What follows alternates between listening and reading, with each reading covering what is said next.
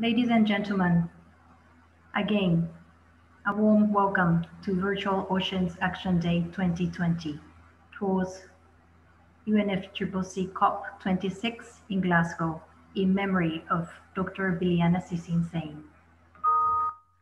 My name is Miko Maekawa, Senior Research Fellow at Ocean Policy Research Institute of Sasaka Peace Foundation based in Tokyo. We are delighted to have you all.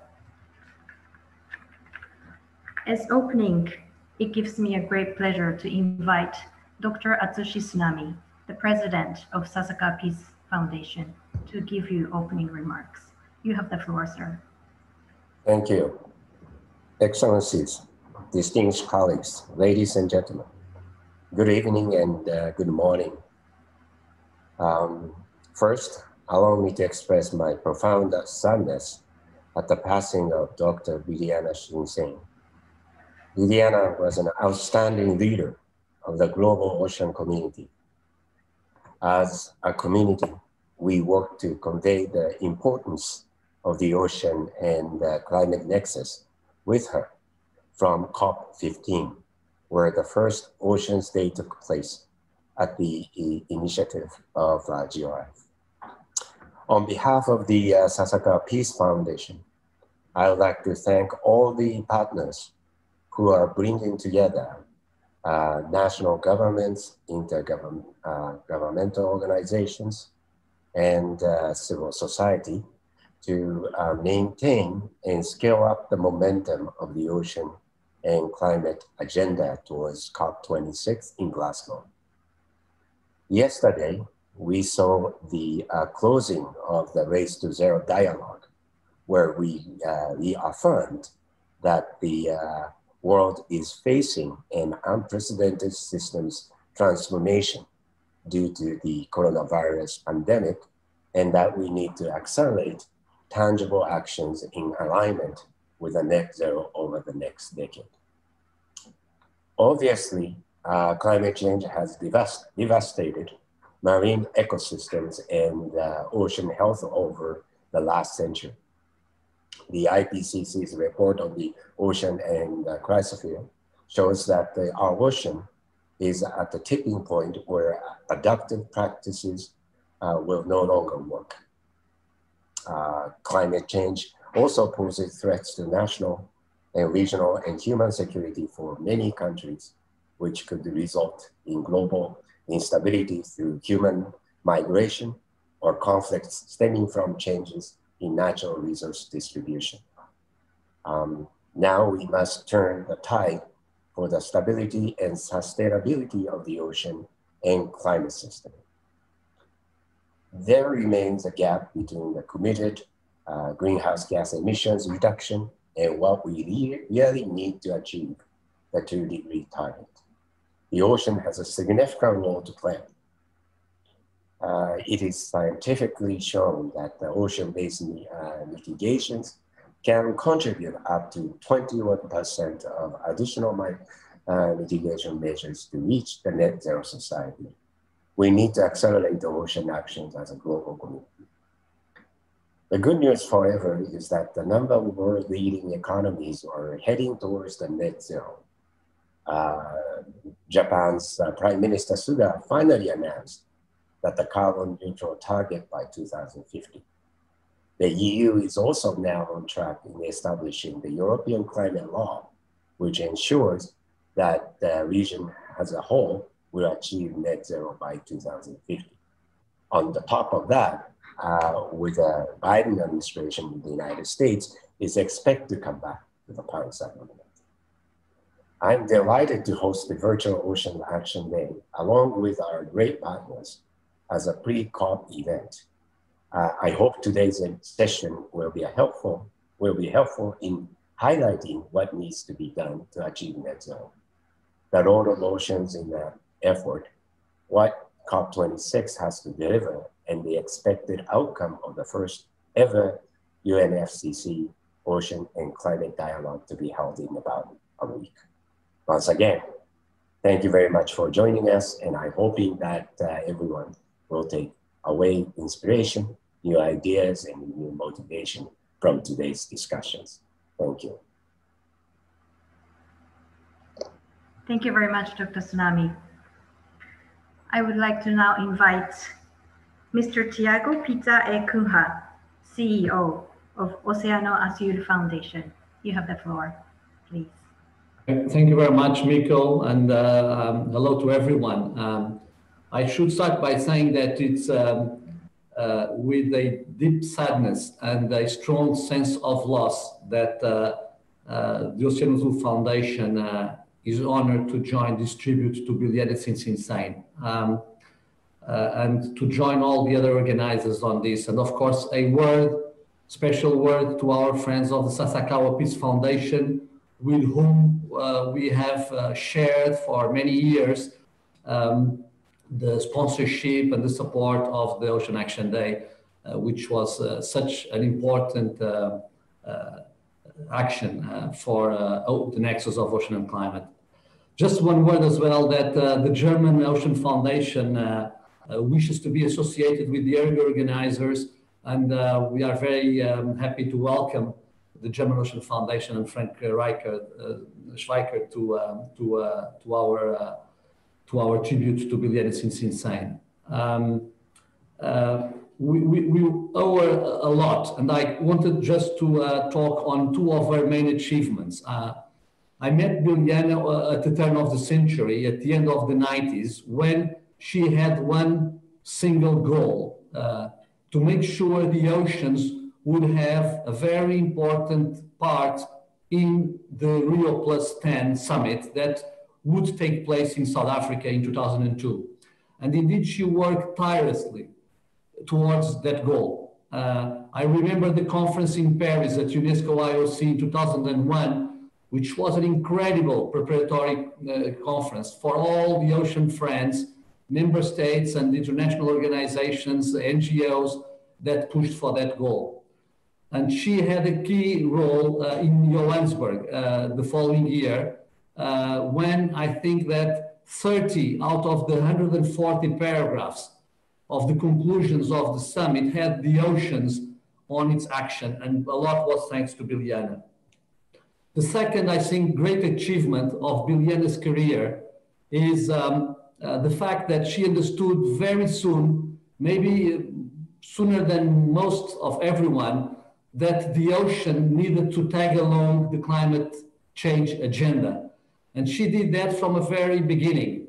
She was already strong with the Ocean Action Day in Copenhagen in 2009, and she did a great action in Paris in 2015, when she managed to have, during the Ocean Action Day, very important heads of state, members of government.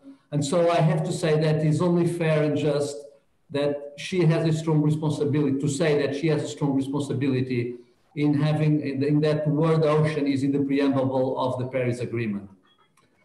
So I just wanted to express my sympathy to Vanessa, to Miriam, to all as well our friends in the Global Ocean Forum, and celebrate also the joy of living that Biliana had. Just a very few brief words as well about today. Today our aim is to take stock of progress and achievements in ocean and climate issues, in particular within the UNFCCC. Madrid allows us to progress our debates on the importance of the ocean to fix the climate crisis. Despite the disappointing results of COP25, the ocean was recognized for the first time as an essential piece of the climate puzzle. And I think this is really important. And all of us that have been pushing for this throughout the years realize how important it is. It's also very important to see that ocean-based solutions, ocean nature-based solutions are emerging and getting shape. And the Oceano Azul Foundation is proud it has sponsored a guide on how countries may include blue carbon in their national determined contributions, which was made by the Blue Carbon Initiative under the Conservation International leadership.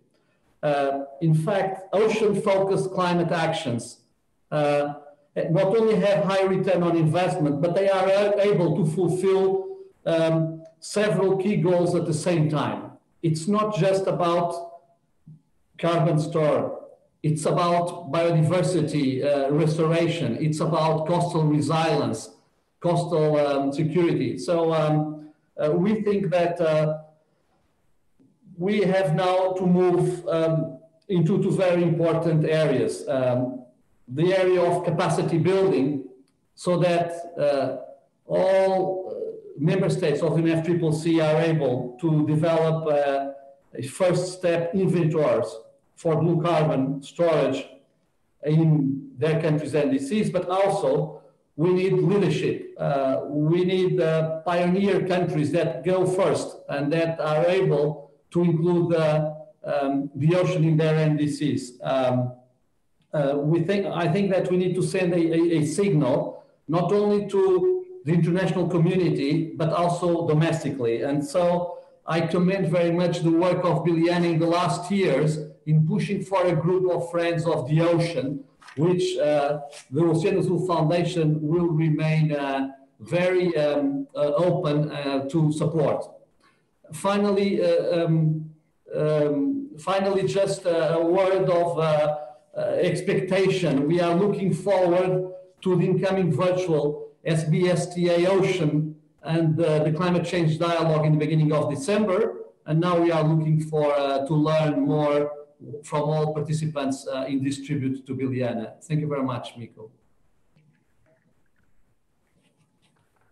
Thank you very much, Tiago. May I now invite Richard Delaney, the President and CEO, Center for Coastal Studies. He's also a Global Ocean Forum board member, to introduce Biljana's lifetime achievement by a video which was prepared by Global Ocean Forum. You have the floor, Richard. Thank you, Miko, and greetings to all. I am honored to introduce this short video in memory of our wonderful friend and colleague, Dr. Biljana Season-Sain, who sadly passed away on December 1st of this year. I first met Biljana in 1990 when we helped establish a group called ICO, the International Ocean and Coastal Organization, which then was proposed to be a global association of professionals and managers who are interested in the oceans. Later, ICO evolved under Biljana's visionary leadership and lots of hard work into what we have today, the Global Ocean Forum. During the ensuing years, Biljana and I worked on many projects, traveled to many parts of the world, enjoyed dinners together, and occasionally had a glass of wine or two, and became close friends. But I'm not alone in that regard. I know many of you in a vast network of people with whom Biljana not only worked as colleagues, but really truly cared about as friends, is now a big part of her inspirational legacy. She would be pleased to know that we have gathered today to focus on the next Ocean Actions Day at COP26. I am also pleased to announce that another part of her legacy, the Global Ocean Forum, will continue to provide a forum for all of us to carry on Biljana's lifelong work for sustainable oceans in the years ahead. This is due in large part to a generous commitment made by Dr. Miriam Balgos, who will oversee the transition of GOF during the next year. Miriam was a longtime trusted friend of Biljana and has been a key figure in all of GOF's achievements to date. So we will dearly miss, but never forget Biljana. So I ask that when you find yourself at a post-conference reception or dinner with ocean colleagues, that you remember to raise a toast to our friend Biljana and all that she contributed to our coastal, ocean, and climate campaigns. Now, please enjoy this video about the remarkable life of Biljana Season-Sain.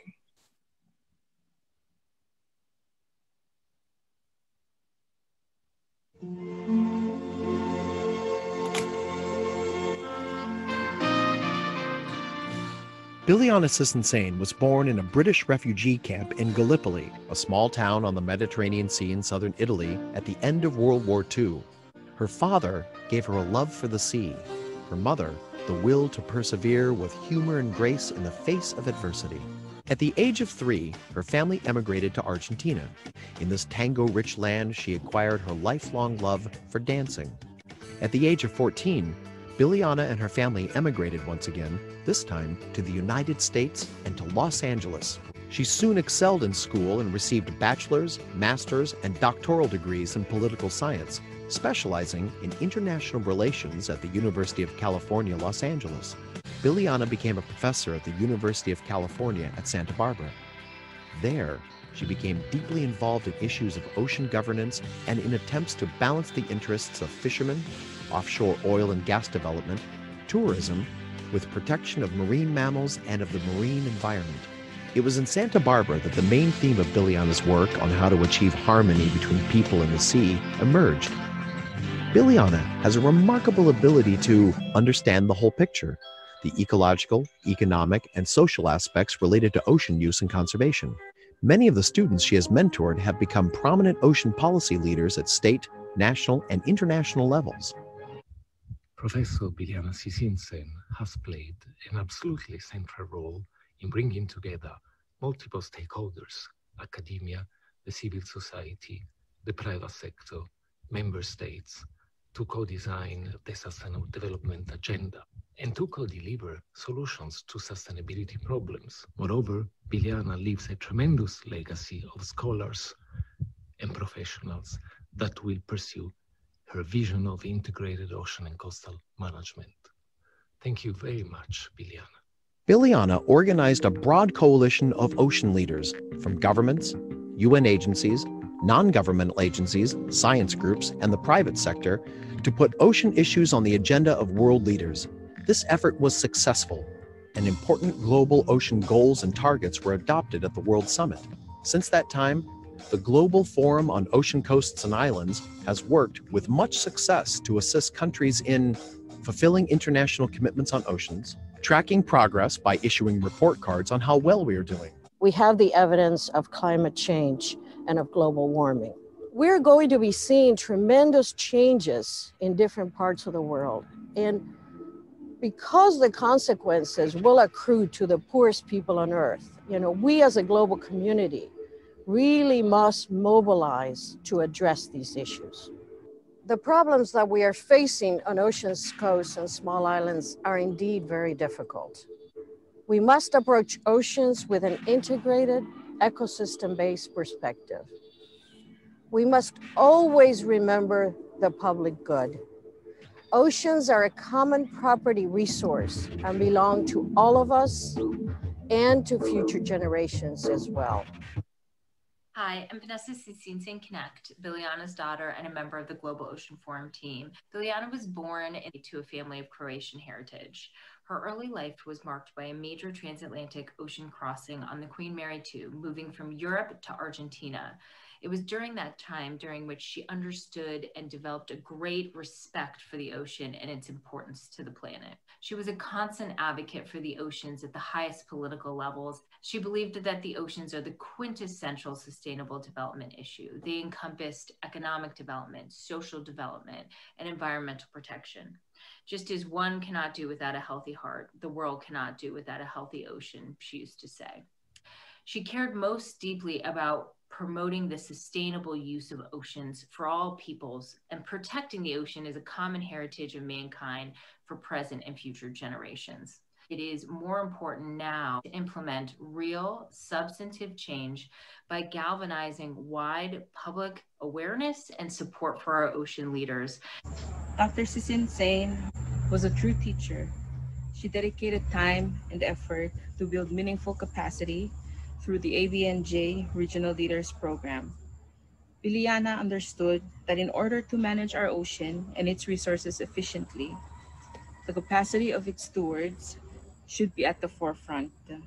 She was a champion, an ally, and a partner to all, especially small island developing states, in her efforts to push toward meaningful capacity that cuts across all areas and all regions. She is missed, but may her memory and legacy live on in us all, and may we all continue the good work she began. Buddha from Fiji. My name is Krishna Raj. I work for the Ministry of Economy, and I have been honored to be working with Dr. Biliana through the Ocean Pathway Partnership, and especially within the ocean and the climate nexus in the UNFCCC. We really appreciate the important momentum that she has placed in this space, and we are sure, and from Fiji also specifically, that we will work towards this progress and ensure that her work continues with the legacy that she has established in this space. We must look ahead. We must anticipate the problems and the opportunities.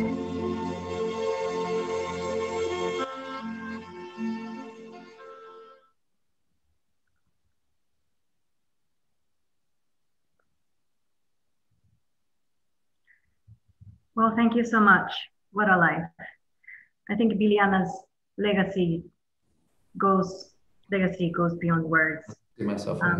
I personally miss her so much, and I'm sure I'm not the only one. Let us now move to the next session, Vision Towards UNFCCC COP26 in Glasgow. May I ask Tiago to moderate the session, please?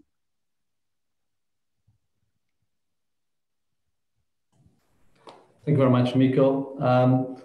So it's my pleasure now to moderate this first mission with the Vision Towards UNFCCC for COP26 in Glasgow, and to learn from the two participants what this vision might become. So I probably would start by giving the floor to Mr. Gonzalo Munoz, who is the Chile high-level champion for climate action for COP25, he was, and after the two interventions, we will have a Q&A, brief Q&A. So Gonzalo, you have the floor, please. Thank you very much, Tiago, and thank, of course, to all the organizations for hosting this Virtual Ocean Day in memory of Biliana. So let me please first start by referring to Biliana. She was a great convener. So nothing better than convening an event to celebrate her life. So I acknowledge and I thank that specific idea and plan. It is absolutely important to acknowledge all the great work she did for oceans and climate, including her fundamental work under the Marrakech Partnership that we as high-level champions work with. And as a member of COP25 team, the Blue COP, we will remain thankful to Biliana forever. So as Atsushi mentioned in his initial remarks, we just finished the Race to Zero dialogues yesterday, which included an ocean and coastal zone day. That day, Thursday 12, was the most watched session with more than 40,000 live viewers. I'm not missing the number, let me repeat it. 40,000 live viewers through the web platform. This shows the importance people all around the world give to this matter. Just to share another metric that I'm very proud of the dialogue so far, in addition to the live viewers today, we know that more than 63 million people have seen content related to Race to Zero through social media during the last 2 weeks. So having and being absolutely proud of the tools that we are working with, we acknowledge that we are in a race. In that race, we know that an increase of 1.5 degrees in temperature will still mean a small increase in ocean temperature, as well as associated increase in ocean acidity and decrease in ocean oxygen levels. Therefore, we cannot expect no more than 1.5 degrees to lower the risk to marine biodiversity, fisheries, and ecosystems and their functions and services to human, as it was referred to, Biliana's mentioning, the heart that we need to function in an absolutely healthy way. Oceans play this central role in regulating the climate, and they also provide livelihoods. So oceans provide compelling reasons to limit the global warming. There are so many opportunities for actions on oceans and coastal zones to support and accelerate these rates. And some of them are, of course, it has been said and probably will be mentioned during the day, strengthen the carbon storage capacity of coastal ecosystems. We need ongoing efforts to protect and restore this ecosystem, as it will reduce release of carbon and increase the removal of atmospheric carbon. It has been proven to be such an effective measure. It can also bring numerous social benefits, from improved storm and flood protection to provision of sustainable livelihood, especially, of course, in fisheries.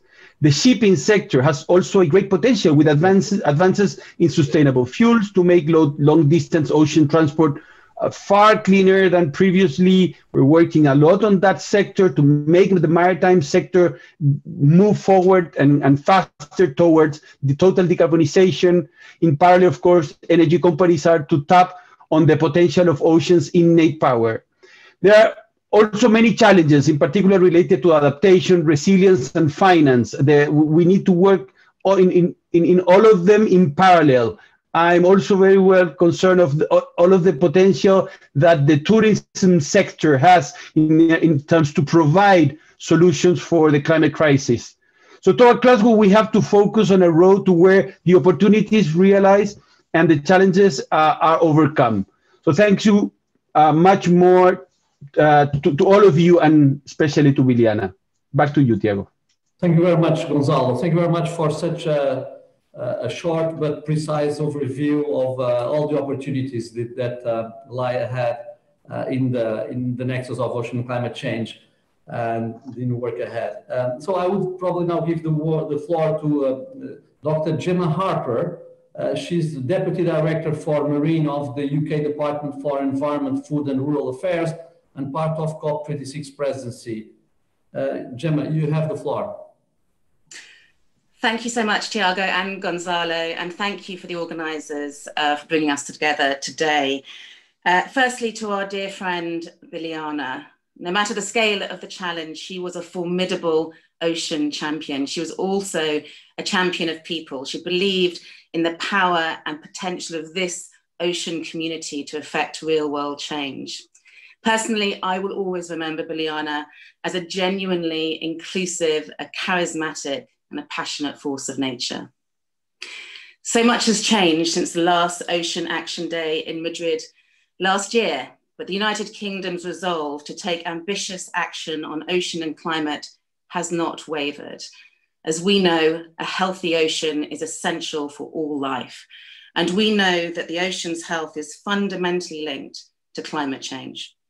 Securing ambitious and accelerated reduction of global greenhouse gas emissions at COP26 is critical to protect the ocean and avoid further irreversible impacts. And there's reason for hope, for ocean optimism. At the Race to Zero dialogues, I was really inspired by the commitment of so many to take ambitious ocean action. And I'm buoyed by the groundbreaking Leaders' Pledge for Nature, committing to reverse the decline of biodiversity by 2030.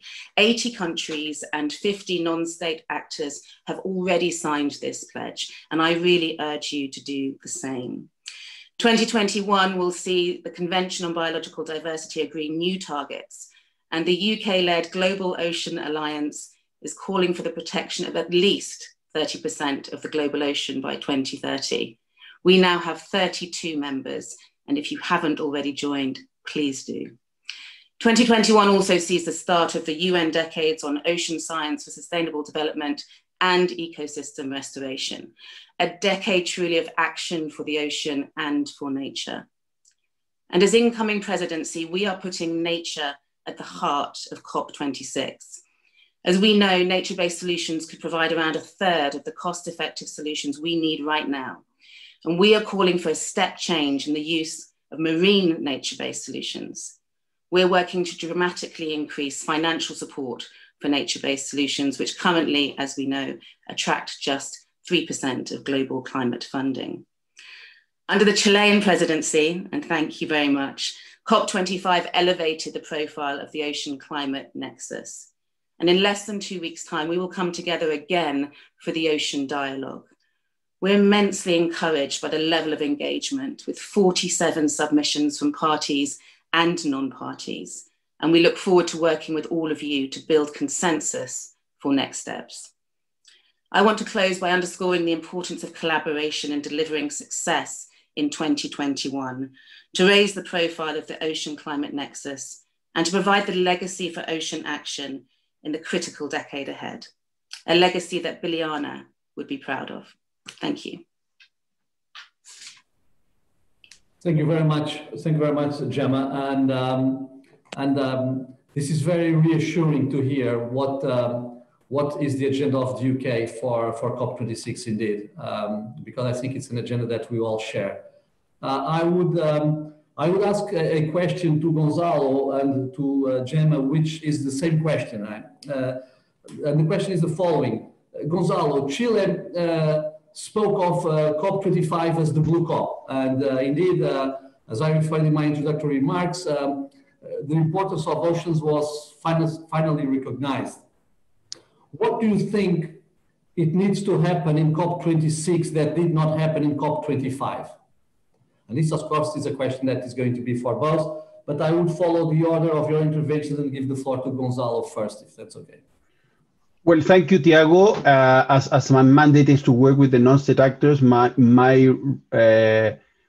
will refer to that, to the non-state actors' role rather than what the parties should achieve, acknowledging that oceans, of course, as it was properly mentioned, is a topic of confluence of the absolutely evident, natural, and needed interest of all of the nations in the world. So hopefully parties can collaborate much more and reach at least that 30% that we need to be conserved worldwide. When it comes to the non-state actors, we have seen quite good progress even during this COVID year that I think is showing us an extra potential on connecting the capacity of the private sector and the subnational governments to provide much more solutions around blue carbon. I think that there are a lot of potential on moving forward with, as I said, the maritime industry to go faster towards the decarbonization. That connected, of course, to what we have seen in terms of increase of the potential of the green hydrogen, the green ammonia as the fuels that probably will help us decarbonize. I think that we will be also be able to see the potential of the whole tourism sector to really work towards preserving, and not only preserving, but regenerating most of the coastal zones that have been deployed. I'm starting to see all of the potential of the regeneration in specific productive activities that have been developed in the coastal zones, including, of course, fisheries and aquaculture, and see how much of the production of seaweed and some other species will allow us to move forward productive systems that are based on regeneration, as I said, aligned with the potential of the tourism sector and the maritime sector to be part of the solution. Gonzalo, thank you very much. I know it's mission impossible, but thank you very much for having made many points. And Gemma, will you be able also to tell us what needs to happen in COP26? In your opinion, and within a minute, if possible. Thank you, Tiago. Well, first of all, of course, we have the Ocean Dialogue. And again, congratulations to Chile and the Blue COP for enabling that to happen for the first time. So we are really keen to engage with the dialogue and to hear what's going to come out of it and to support consensus as far as possible. In terms of what will happen at COP26, well, as I've said, the UK presidency in collaboration and partnership with Italy, we see the ocean at the heart of many of our COP priorities. So whether that's across ambition, nature, adaptation and resilience, and finance. And it's through our nature campaign that we're really advocating the role of nature-based solutions. And in this case, recognizing the role of the ocean in supporting biodiversity, tackling climate change, both in terms of adaptation and mitigation.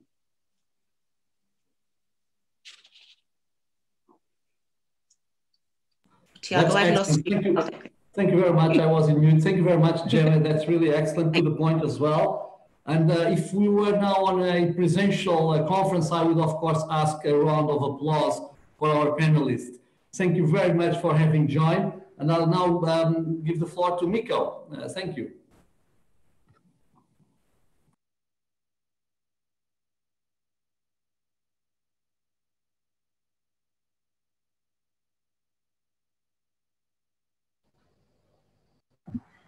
Now we would like to move on to the session highlighting perspectives from intergovernmental organizations. The first speaker is Dr. Joanna Post, Ocean and Climate Change Focal Point from UNFCCC. And then we'll have Dr. Vladimir Rabimbing, Executive Secretary of Intergovernmental Oceanographic Commission of UNESCO. And then we'll have Professor Manuel Barange, Director, Fisheries and Aquaculture Policy and Resources Division at FAO. Now I would like to give Dr. Tsunami the moderating role, please. Hi.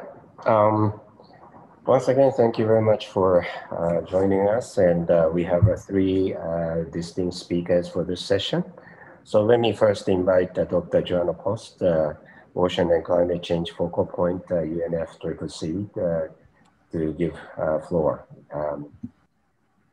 Joanna, the floor is yours. Thank you very much. Thank you very much. Hello, good day, everybody. And let me start by, first of all, acknowledging the fact and thanking the organizers for putting me in front of my both extinguished colleagues and extinguished speakers, Vladimir and Manuel. So it's a pleasure to be speaking before you both.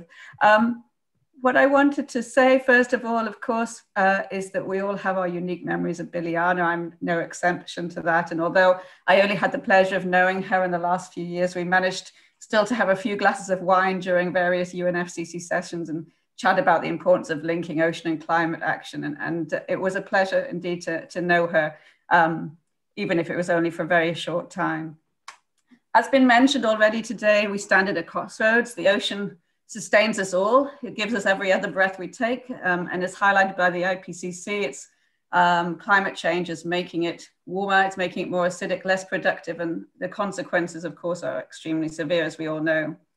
However, as already been highlighted, already the ocean also holds the solutions, and choices made now are critical for the future health of our oceans, ecosystems, and wildlife, and the communities that depend on them. The Blue COP, COP25, gave the substitute chair a mandate to provide an ocean and climate change dialogue to consider how to strengthen adaptation and mitigation action. This dialogue was meant to take place in June this year, and of course, it was not possible at that time, and it will now take place virtually at the beginning of December, so in less than 2 weeks from now, on the 2nd and 3rd of December. It will take place in the evening European time, 5:30 Santiago time for our current COP, 8:30 p.m. for our COP26 colleagues, and 8:30 the following morning for our colleagues in the Pacific. And it really continues and expands the global momentum that we're all working towards for ocean and climate action. We had 47 submissions. The substitute chair took those submissions, and there's an information note that I think many of you have already seen, which is available on the event webpage. There's some very key issues coming out of that: the importance of the ocean climate nexus, the importance of science for decision making, the issues that we are all facing with the impacts of climate change and ocean across this ocean climate biodiversity nexus, the importance of increasing actions, be they mitigation in terms of emission reductions or offshore renewables, climate smart renewables, be they adaptation in the terms of ecosystem-based actions, protection of resources, sustainable fisheries and so on, or be they actions that actually encompass both, such as blue carbon. And it's clear there is action already under the FCCC. It comes up in the original convention. The climate system itself is, the ocean is part of the climate system. It's there as one word in the Paris Agreement preamble in terms of protected ecosystems, but it's also there in plain sight across the whole of the Paris Agreement in terms of achievement of temperature goals. You have to think about the ocean. Achievement of adaptation and mitigation, you have to think about action in the ocean. So the considerations for the event itself on the 2nd and 3rd of December were taken into account by the substitute. Submissions emphasize the importance of inclusive, balanced participation, engagement with parties and non-parties. The substantive considerations include increasing understanding and awareness of the ocean climate nexus, the need for action, strengthening action both under the FCCCs, the multilateral level, and across existing multilateral processes, consideration of how to strengthen national action, including through NDCs, through NAPs, through reporting processes, but as well as consideration of climate change in other decision-making processes. This need to think ocean, climate change, ocean. The importance stressed by Gonzalo of increasing support for action as well, this finance, funding, and other cross-cutting issues. And of course, very importantly, a consideration that dialogue is the next steps in the way forward. So we are collecting colleagues, many of you I have already been in touch with, to participate in panels or in discussions at the dialogue. It will start with a high-level section, and we're honored that both COP presidencies will be represented in that high-level section.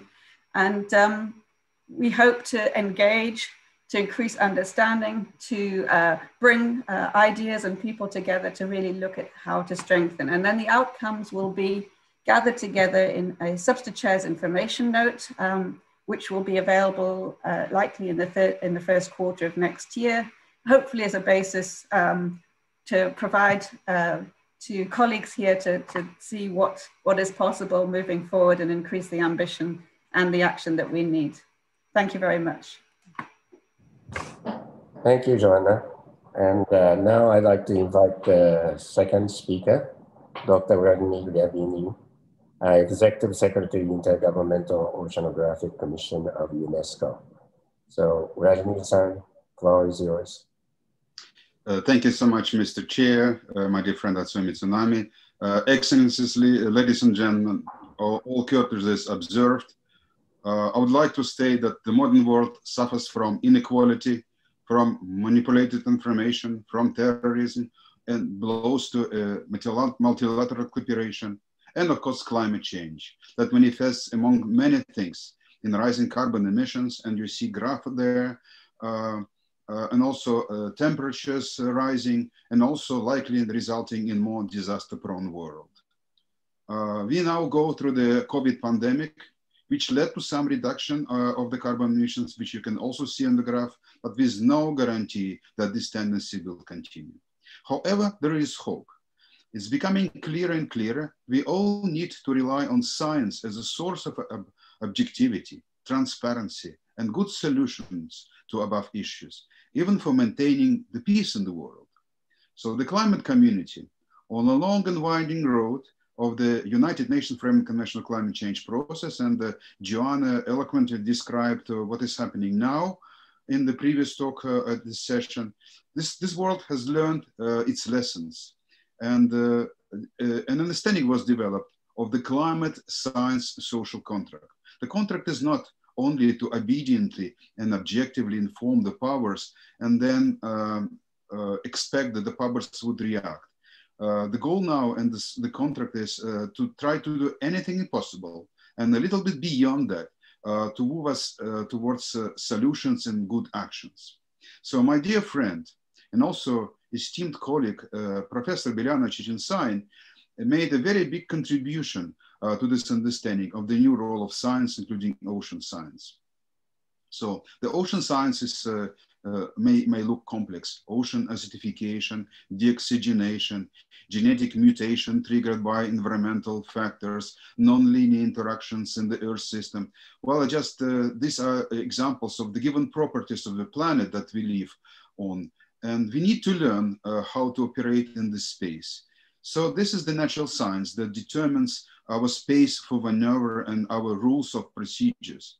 But it is the real space for action that it comes from the humans. And this, especially in the domain of climate and ocean science, is social science. So ocean governance, that is indeed based on the capable ocean science, is therefore a key element of sustainable development. So Biljana very strongly moved forward our common understanding of means of scientifically and sustainably managing the ocean.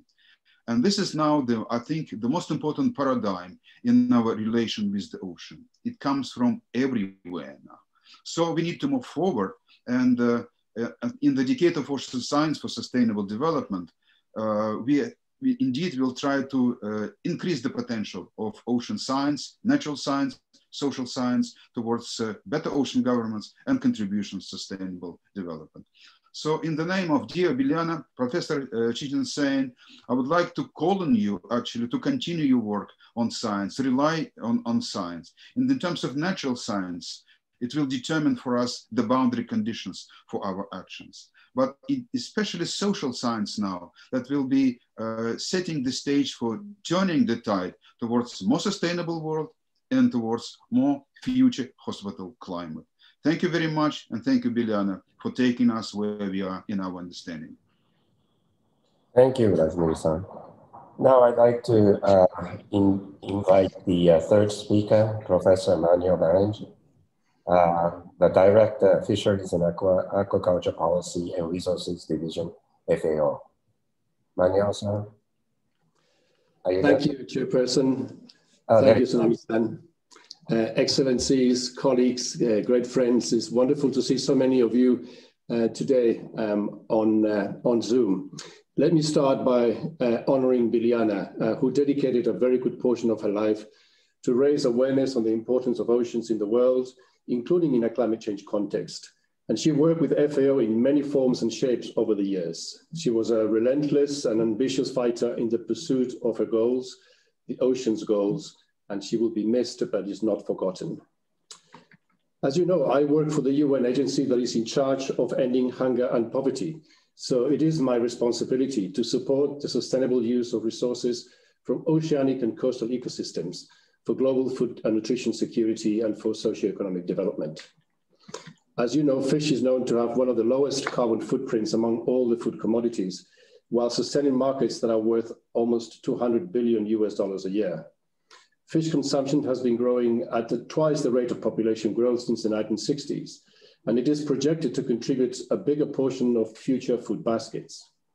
But a third of our fisheries suffer from overexploitation, and the aquatic ecosystems they rely on have been identified as some of the most vulnerable to climate change. We know that, but we needed to respond, and our response has to be proactive, has to be positive, has to be human-centered, and let me outline how FAO's response is. First, we need to mainstream climate change into fisheries management, doing cross-sectoral, holistic, and precautionary approaches that will address sustainability challenges and climate change challenges at the same time. It is a win-win situation. Second, we need to urgently develop transformative adaptation plans. Fisheries are already adapting to new species, new gear, new seasons, but institutions and management systems need to follow. And they need leaders to guide so that we avoid maladaptation. Third, we cannot address climate change in the ocean without more specific and proactive spatial management mechanisms able to respond to the fast and unpredictable pace of climate change. Static solutions are bound to fail. Fourth, climate change will result in an unequal distribution of benefits and losses. Trade-offs are very real, and this is the bread and butter of what FAO does all the time, how to negotiate those trade-offs. The multinational system is the best process to ensure the trade-offs are fair and equitable, but the multinational system is also under threat. Fifth, we need to invest in innovation, from technological innovation to gender and youth-focused solutions to early warning systems. These are the principles of our response, a build back better for the ocean, using, for example, the many lessons that the terrible COVID-19 crisis has taught us. Ladies and gentlemen, my time is short, so let me recap. FAO is working to build a large partnership with financial institutions, governments, and civil society organizations to develop comprehensive and coordinated responses in the context of a blue transformation vision. A transformation that starts by turning the oceans of problems into oceans of solutions. A transformation that recognizes that managing 100% of our oceans and seas is the best way to sustain and conserve 100% of the oceans and seas. A transformation that acknowledges that almost 700 million people are undernourished today, a number that we estimate that can grow by up to 120 million more in 2020 alone due to the pandemic. And this amount of people will not get out of hunger if the ocean does not contribute significantly to their nourishment and their livelihoods. A transformation that enforces the governance processes at our disposal at national, regional, and global level, and there are many of those, but that also takes a mature and forensic approach to addressing governance failures. Fisheries do not operate in a governance vacuum. If poverty, hunger, and political conflict dominate the discourse, sustainability will not get a word in. But we will continue working for it with Biliana's dream at the front. Thank you for your attention, Tsunami-san. Thank you for giving me the floor. Thank you, Manuel-san. And, you know, we are kind of running out of time. So I would ask the Vladimir-san for just one question regarding the UN Decade of Ocean. And there is a question from the audience asking for that the UN Decade for Ocean Science presents a unique opportunity to expand the community and knowledge in support of oceans, capacity building and innovative solutions. So what are specific opportunities for leveraging and harmonizing these efforts? Oh, you're muted. Yes. Thank you very much, Tsunami-san, for passing to me this good question. Indeed, the mere idea of the Decade of Ocean Science is to mobilize the community on good actions on the basis of good science that is capable to offer solutions. So this inclusion of thousands of people charted a way for exactly answering that question, that we will know the problems well, we will know what needs to be done, and by communication and the work with policy, we'll be able to implement the scientific solutions in the activities, for example, in coastal zone management, in marine spatial planning, in marine protected areas, adaptation and mitigation of climate change. And this is exactly the purpose of that decade. So by community work, communication and planning, we hope to achieve our targets. Thank you. Thank you. And I'm sorry about this, but we have to move on. But there are a few questions regarding addressed to Joanna and Manuel, but we'll send them through emails and so on to follow up. But thank you very much, all the speakers, for sharing with us your knowledge and inspiration. Thank you. So, Nico, floor is yours. Well, thank you very much for the great discussions. Now, we would like to move on to the session to hear perspectives from the national government. Tiago, you have the floor, please. Thank you very much, Miko. I will have now the honor to introduce, under this panel on perspectives from national governments, His Excellency Mr. Ricardo Serrão Santos, the Minister for Maritime Affairs of Portugal.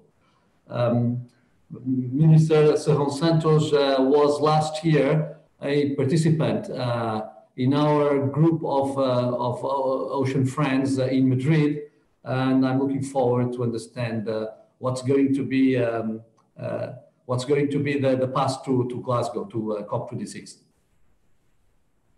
Minister, you have the floor. Okay, thank you very much. Good afternoon. Please allow me to start by recalling the memory and the legacy of our beloved Biliana Sinsin, a champion of causes. Her engagement on the agenda of the oceans, coastal and small islands was vibrant. It must be remembered, and this being remembered, but both must be pursued by all of us. Let me greet Miko, Maweka, and Tiago, Mrs. Ellen Green, Swedish Ambassador for the Ocean, and Mr. Tao Kami, representative for the ocean that will be in this session together with me, and of course, each and all attending this session online. And let me start by stating the absolute and fundamental role that the ocean plays on the security of our planet and our lives. I won't present figures because these are known by all of you and by all of us. I want to convey is how important to have ocean as a key element in the intergovernmental discussions for tackling climate emergency. The complexity of the phenomenon we face, and Ryabinin has mentioned a few, such as weather events, sea level rise, and coastal erosion, warming, ocean acidification and desoxygenation, disturbance of ocean productivity, changing distribution of fish stocks, droughts and floods, climate refugees, new forms of pollution, and now the pandemic requires reliable scientific information to support and negotiate informed policy decisions. We cannot negotiate with the climate. We cannot have a moratorium on extreme events.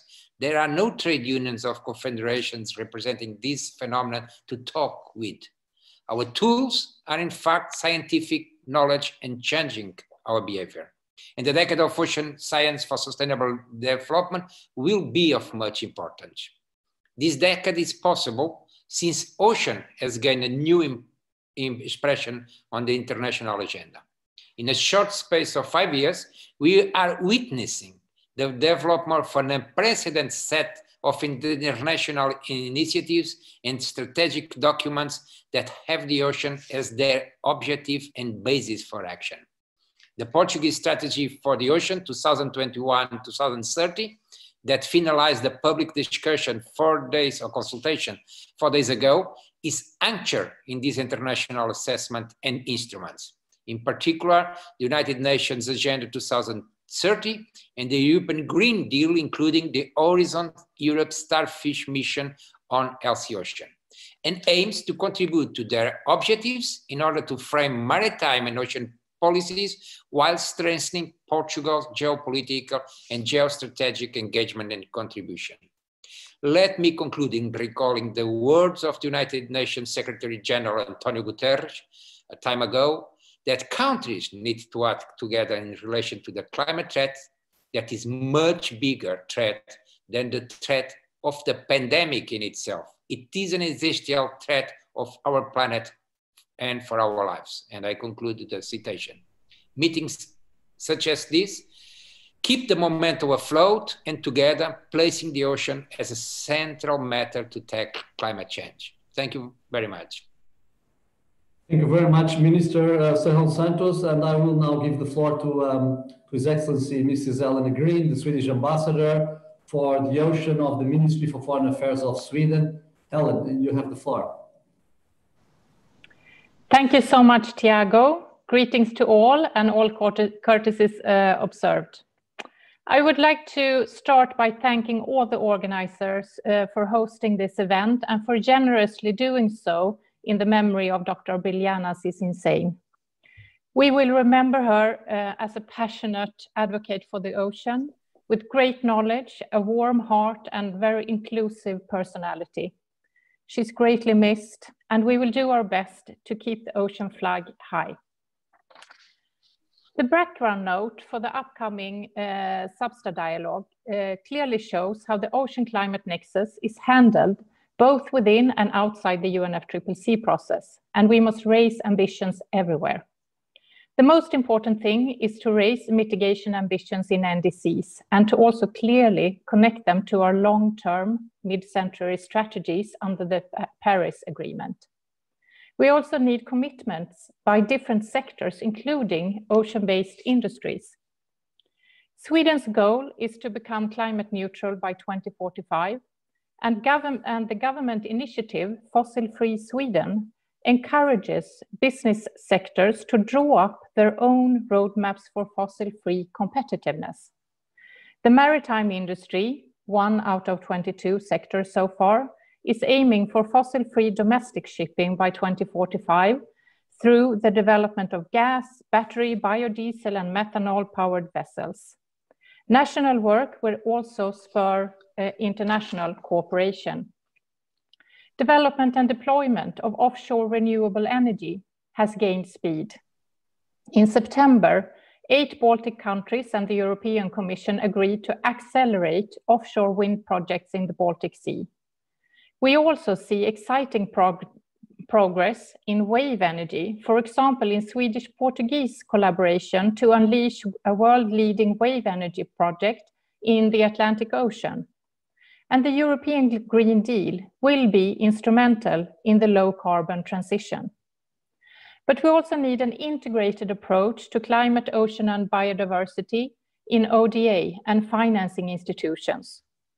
In October, the Nordic countries announced 350 million euros in catalytic funding available to developing countries through the Nordic Development Fund. The new strategy of the fund stresses climate, ocean, and biodiversity nexus. We must also secure the existing natural mitigation potential of the ocean by minimizing all negative impacts from pollution, overfishing, etc. These adaptation measures can increase the resilience of the marine ecosystems and secure erosion protection, food production, and other ecosystem services. The ocean and marine ecosystems need more protection, and we must close the deal on BBNJ and agree to protect at least 30% by 2030 at the CBD COP15 and increase protection in the Antarctica. We owe it not only to future generations and to vulnerable communities, but also to ourselves. Thank you.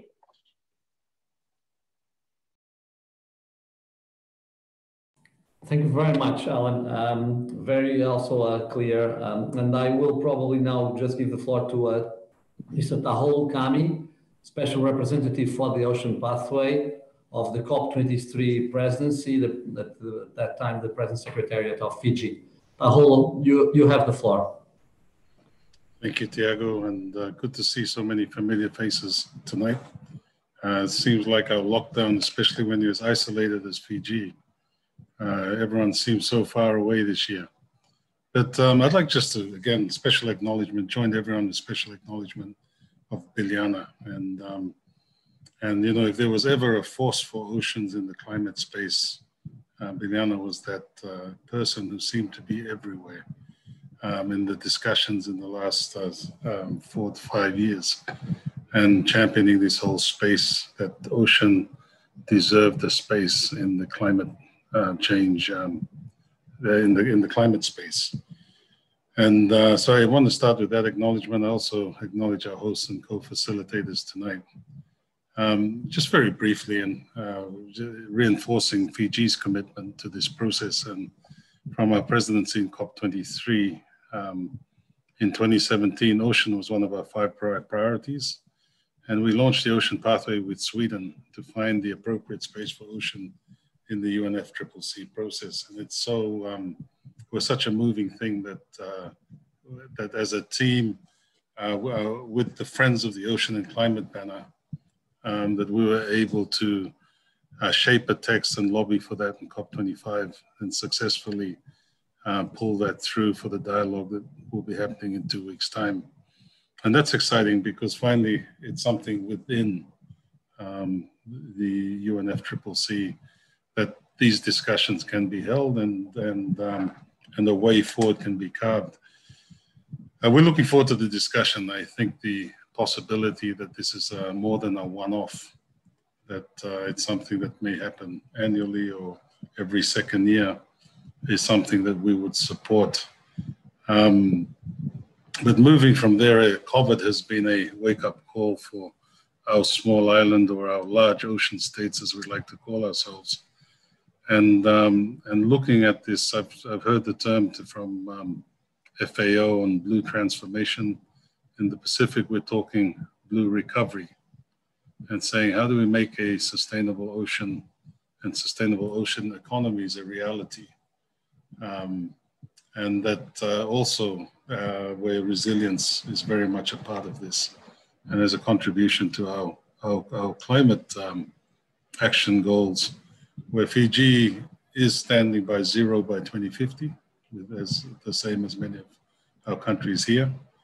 But we see 100% management of our ocean, which 30% is part of that 100%, 30% protection, but 100% management of our ocean as critical to achieving this.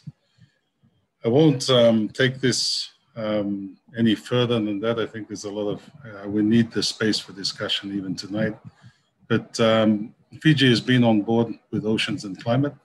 We value the partnerships and we look forward to the upcoming dialogue and the continued voyage or journey that we are taking together in this ocean and climate space. Vinaka level, and thank you. Thank you very much, Taho. And everyone, I think, is grateful of the great leadership that Fiji displayed in COP23 and also that continues to display. I'm going probably just ask the same question to the three of you, because national governments have great responsibility in moving change. I spoke about the need for pioneer countries to be the first in moving forward, including ocean in their NDCs, using nature-based solutions for it, and also pushing other countries, advocating the link between ocean and climate before other countries. What can your countries do for COP26 in relation to this agenda? Paulo spoke about the Friends of the Ocean and Climate. Indeed, what can Portugal, Minister Ricardo Santos, contribute towards this path for COP26? Thank you. Okay, thank you. Thank you, Tiago. As you know, the issues of climate action are central in the program of the government of Portugal.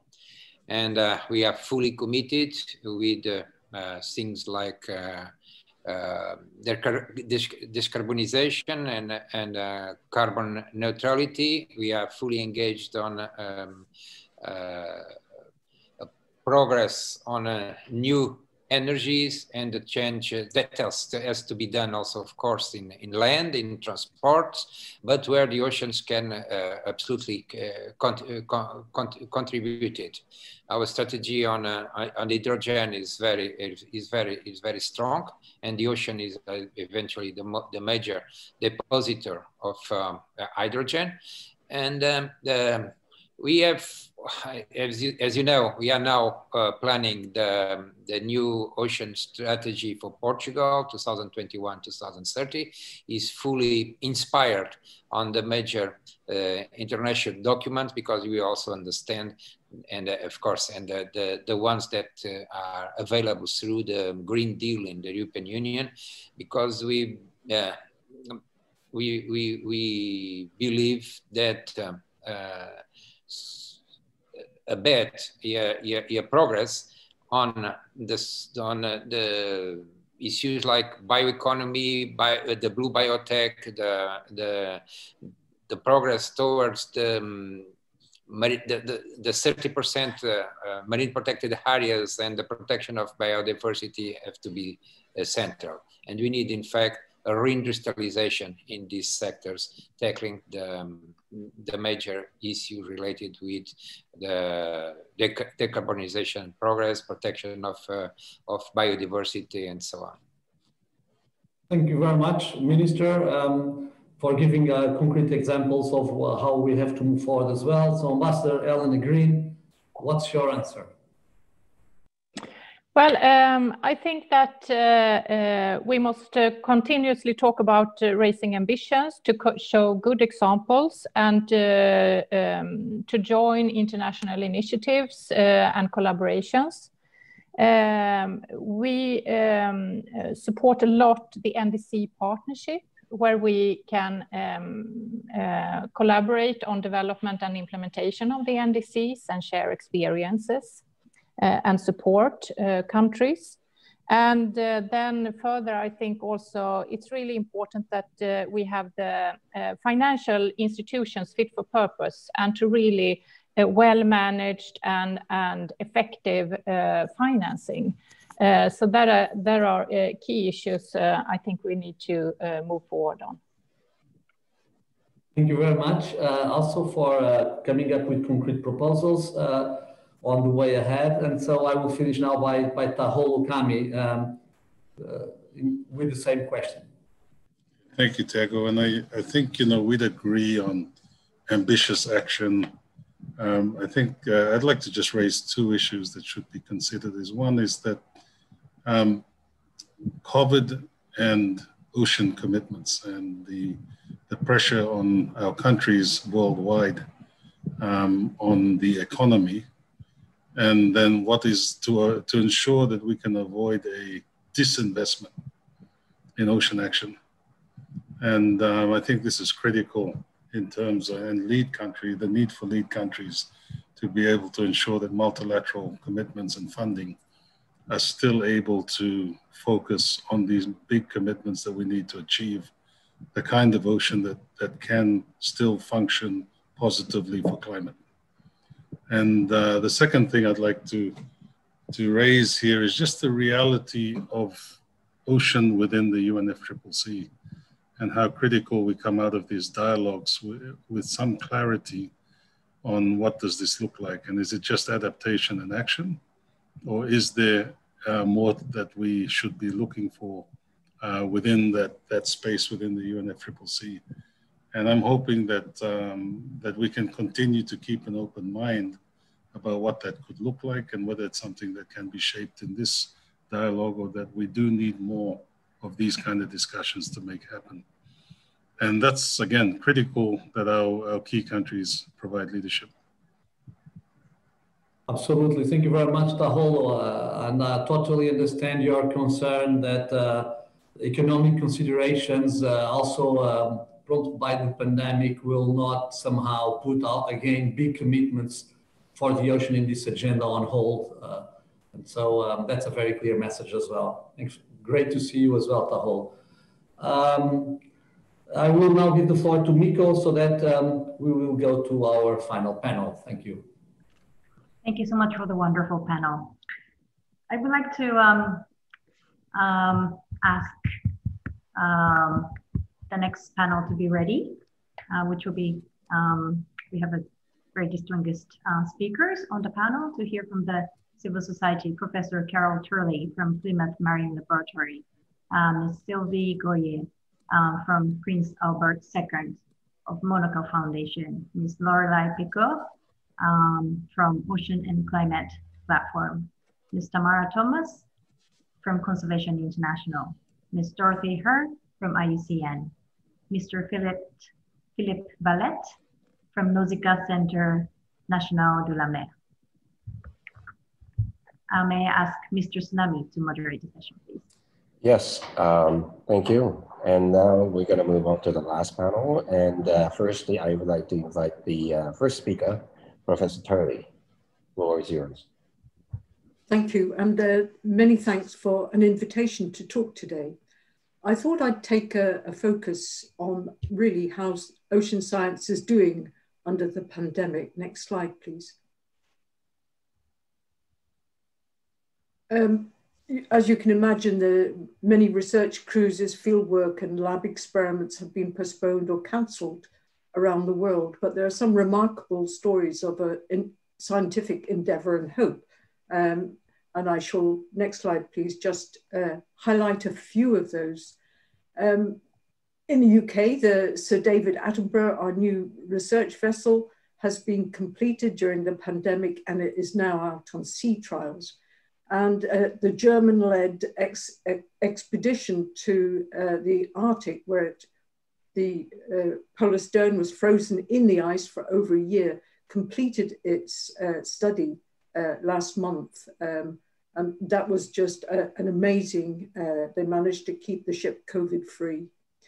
And the different surveys for the Arctic are actually working to keep their stations going and keep Antarctic COVID-free.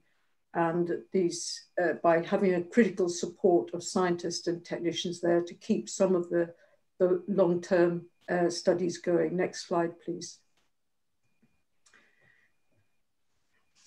And there's been some excellent news as well. There's an army of robotic floats that measure ocean health being funded by NSF, and hopefully other G7 nations will agree to support this endeavour. And this will give a very effective and efficient means of determining ocean health around our oceans. Next slide, please. Now, locally in Plymouth, in the UK, our long-term observatory was completely unaffected by COVID-19, thanks to the dedication of a few crew and scientists that were able to keep this long-term time series going, which is so important in determining what's happening in the ocean. Next slide, please.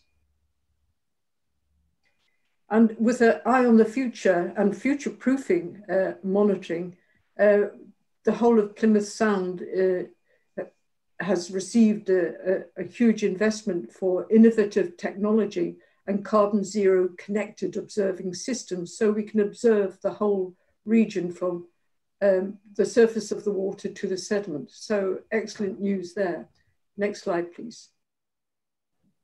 And our social scientists at Plymouth Marine Laboratory have adapted their surveys in Asia to also look at the effect of COVID-19 on blue communities and the resilience of fishers and aquaculturists in many of these nations. Next slide, please.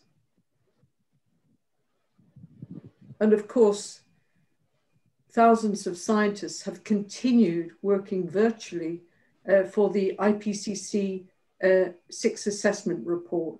And they actually have delivered, Working Group 2 delivered its second order draft on the 6th of November. So well done to all of them. That must have been so hard to work in these different time zones. Next slide, please.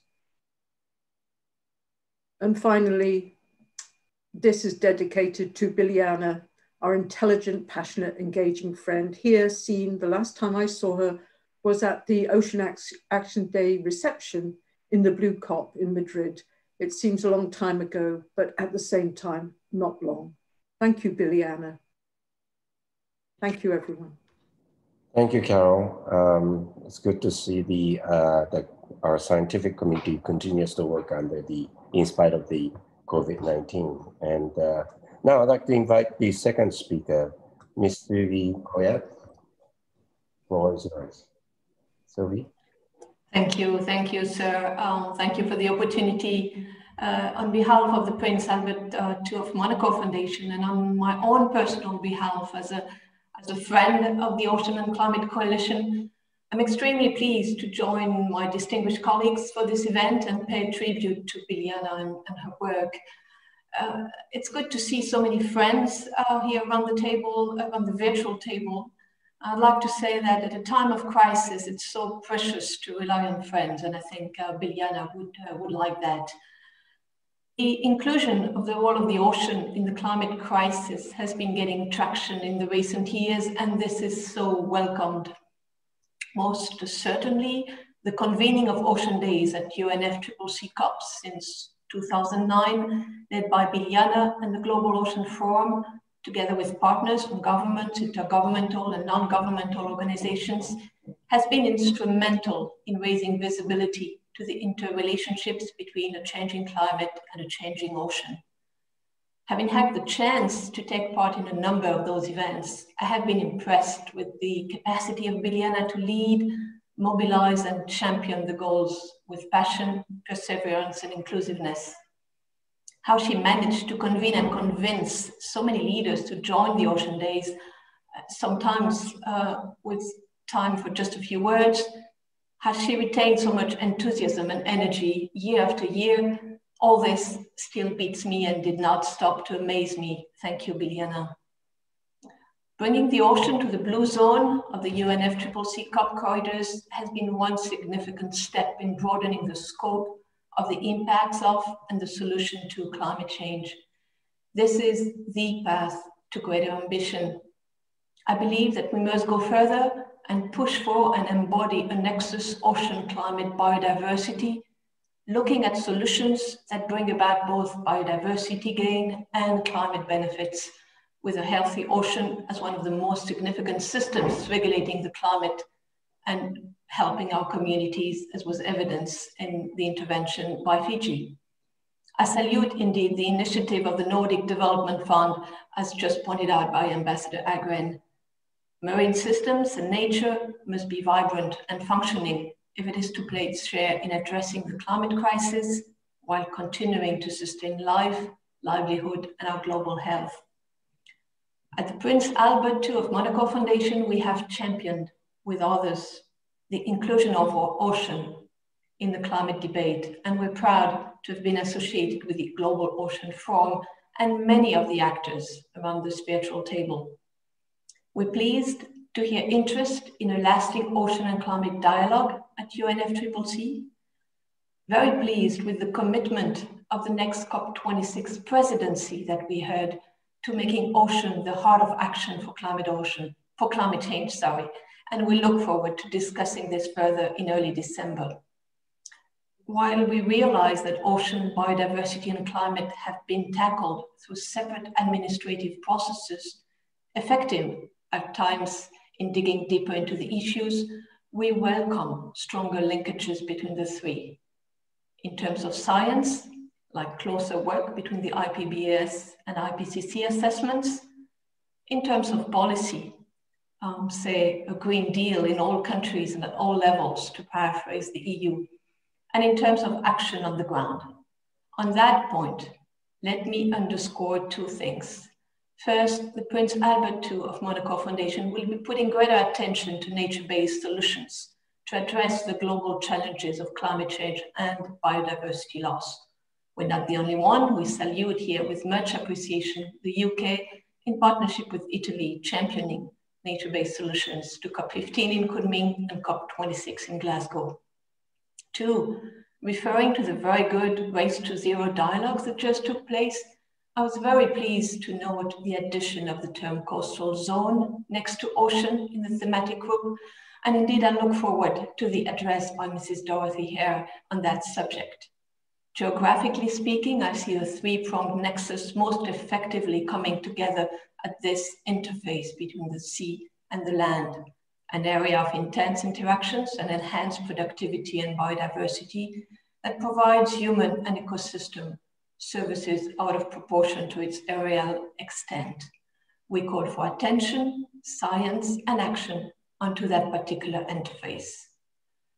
Finally, in a world where our young generations call for immediacy, I too am growing impatient and wish that our collective organizations put greater pressure onto governments, authorities, and businesses for a deep sense of urgency and shorter timeframes to get things done, following the lead of some of the great champion countries, in particular those around the table today. At the Foundation, we'll play our share, in particular to mobilize, advocate, and support. I thank you for your attention. Thank you, Sylvia. And now I'd like to invite Ms. Laurie Picourt and Ms. Tamara Thomas. Thank you very much, Mr. Tsunami. Yes. Greetings to all. First of all, it's an absolute pleasure to be here with you all today, especially in memory of Biljana, who is not only a mentor, but actually a friend. So it's very important. And as mentioned by Richard, you can definitely count on me to raise a glass in her memory at the next COP. I'll be happy to do so. As you know, the ocean and coastal zones have been one of the priority themes under the Global Climate Action Agenda since its creation at COP22 in Marrakech. And from 2016, Biljana, the Global Ocean Forum, together with the Future Ocean Alliance and IOC UNESCO, displayed incredible leadership under the Marrakech Partnership. And I'm sure that you all recall their fantastic work and the tireless effort to make the Ocean Action Days a real success at the COPs. So Biljana and friends, they have truly paved the way for ocean action under the UNFCCC. And I'm very glad to see that strong community here today and to show that civil society is still very keen on bringing that and carrying that legacy forwards. So as you may know, actually, Conservation International, together with the Ocean and Climate Platform, we were elected last June to become the new focal points for ocean and coastal zones under the Marrakech Partnership. And well, first of all, we're very proud and very, very delighted to take on that role. And we're very highly motivated to embark with the ocean and climate community on the road to COP26. In that regard, I wanted to briefly recall the aim of the Marrakech Partnership for Global Climate Action, which is to establish a concrete dialogue between non-state actors and parties to the UNFCCC, with the overall objective to boost concrete solutions along with stimulating innovative partnerships. So that's what we're doing here today, what we do with the Race to Zero, and what we will keep doing.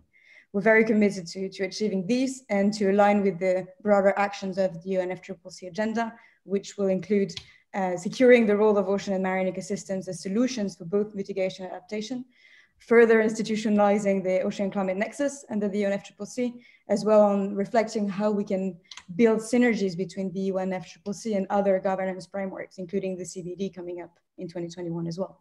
So I'm sure that you have noticed that most of these topics echo the ones that will be addressed under the Ocean and Climate Dialogue. And we, again, look forward to showcase our support in that regard as well.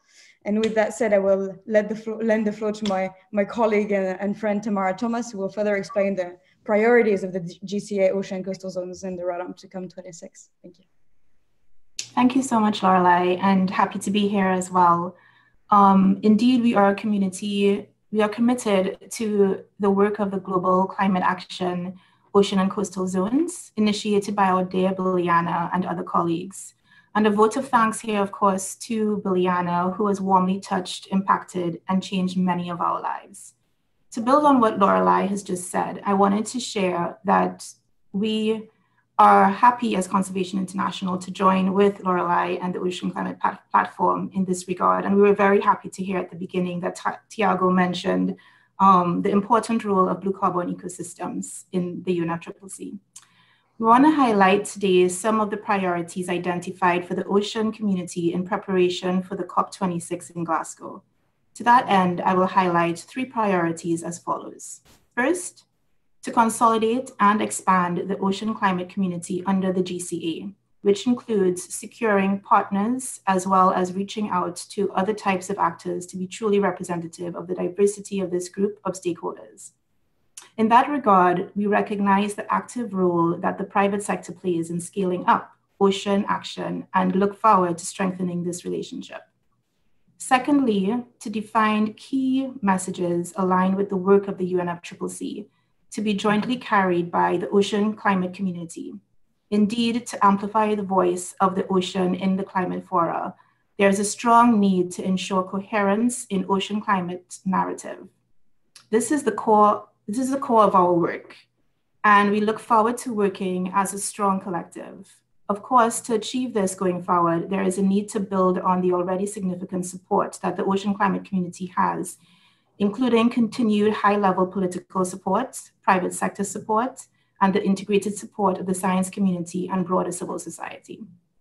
To define, and thirdly, to define what the ocean climate community expects from this amplification of the ocean's presence in the UNFCCC in the short, medium, as well as long term. As we have heard today, significant progress has already been made over the last years in raising the status of the ocean within the UNFCCC. The Ocean Climate Dialogue will be yet another milestone toward continued progress. Building on its conclusions, there will also be a need to reflect on the next steps and the goals of the ocean climate community in support of the recommendations emerging from this dialogue. I'll stop here as I believe we may have exceeded our time, but of course we are happy to answer any questions. Many thanks to you all, and a special thanks to Biliana for forging the way. Thank you. Thank you, Lorelei and Tamara. Then now we're gonna move to the next speaker, Miss Dorothy Hare. Dorothy?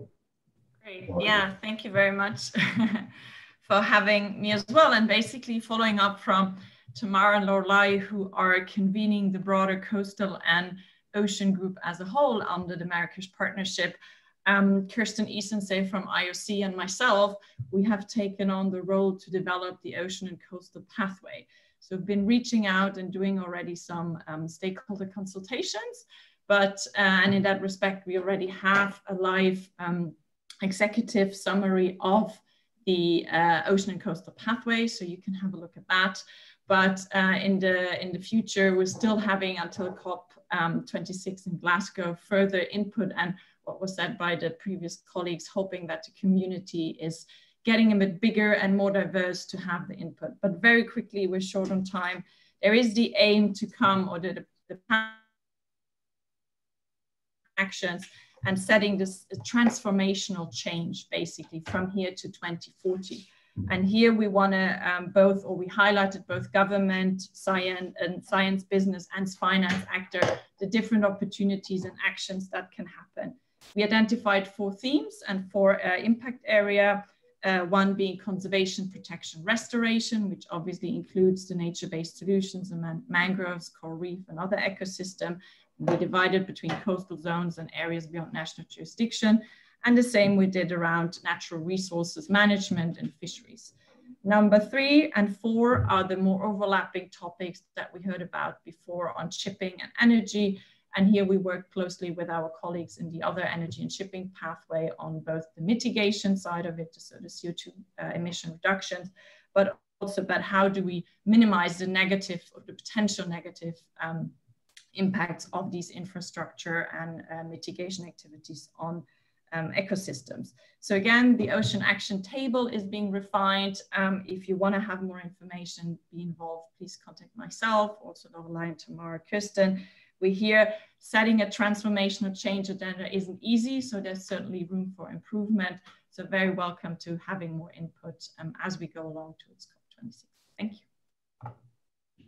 Thank you, Dorothy. And now we have the final, I'd like to invite the final speaker, Mr. Philippe Valette. The floor is yours.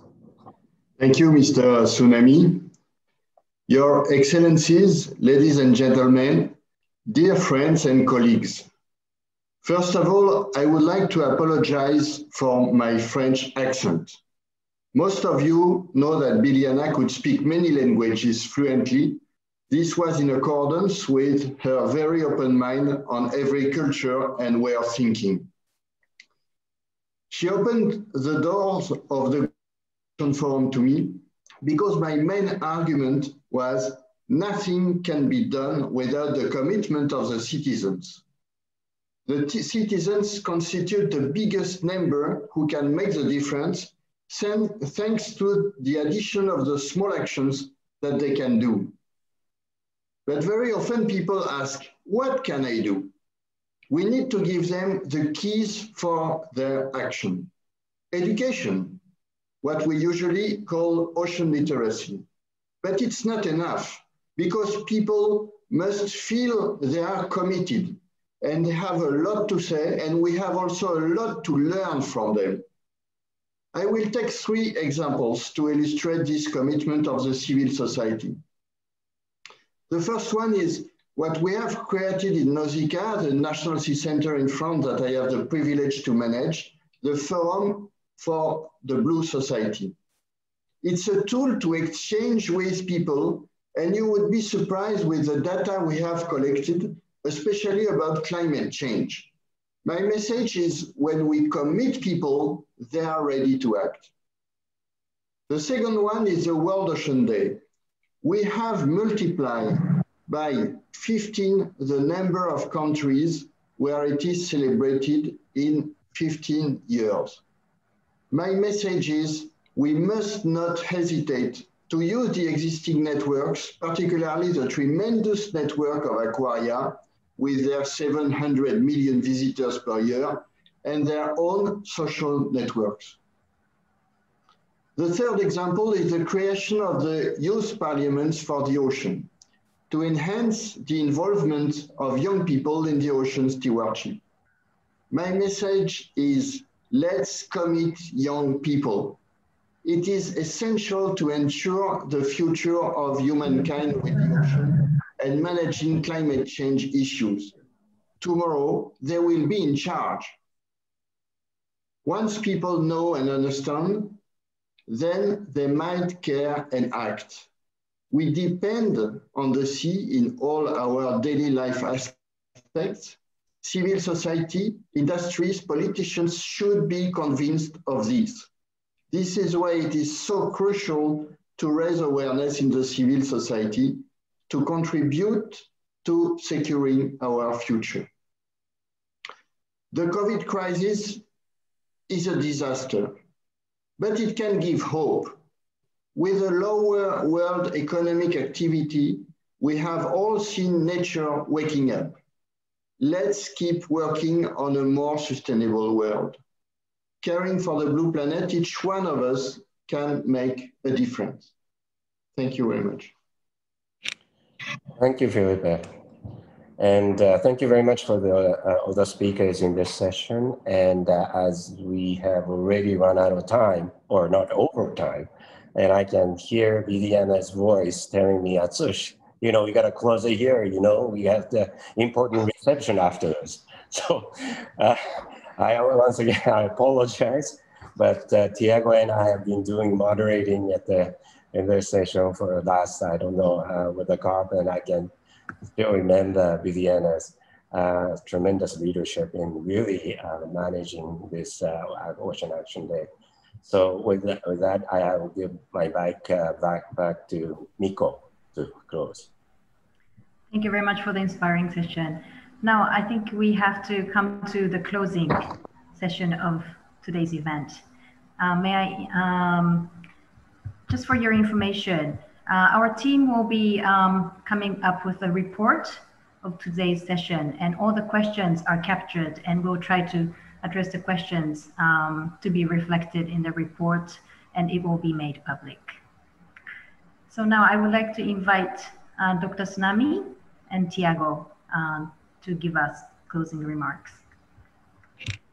I just wanted to once again thank everyone for joining us.